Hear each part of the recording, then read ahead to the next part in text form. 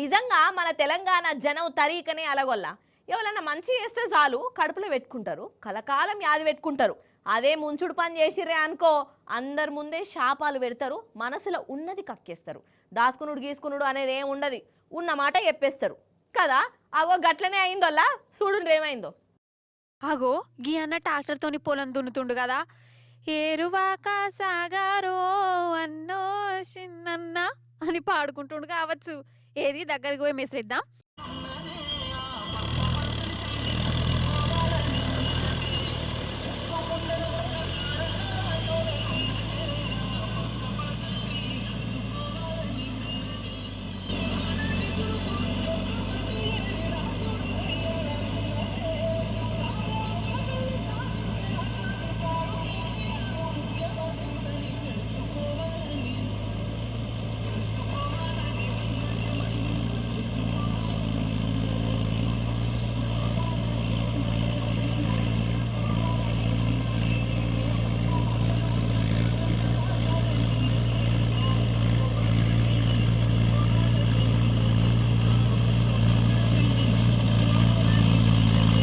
ఇన్నరా ఏం పాట పెట్టుకొని దున్నుతుర్రో? మన కేసీఆర్ సార్దే సినిమా పాటలు, జానపదం పాటలు పెట్టుకోక చూసినాం కానీ ఈ అన్న మాత్రం కేసీఆర్ సార్ను తలుచుకుంటా పొలం దున్నుకుంటుండు.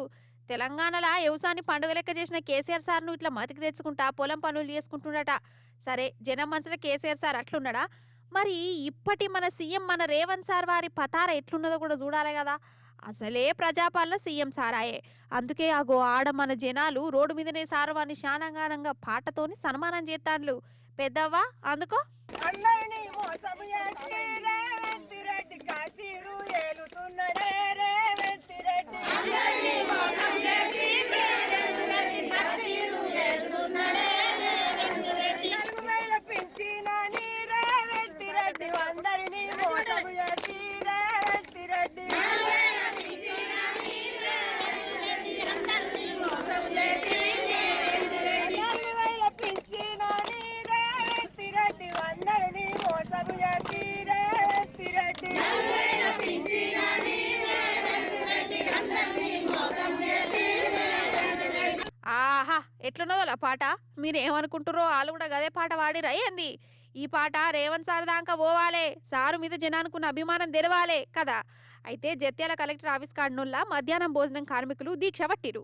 వాళ్ళ తక్లీఫ్లు పట్టించుకుంటలేరని 2 రోజులు నిరసన చేసిరు. ఇక రేవంత్ సార్ వారి పాలనను వాళ్ళకు వాళ్ళే పాట కైగట్టి మరీ చెప్పుకుంటురు. 4,000 పింఛనని రేవంత్ రెడ్డి అందరినీ మోసం చేసి రేవంత్ రెడ్డి. 10,000 జీతమని రేవంత్ రెడ్డి కార్మికుల మోసం చేసి రేవంత్ రెడ్డి అందరినీ మోసం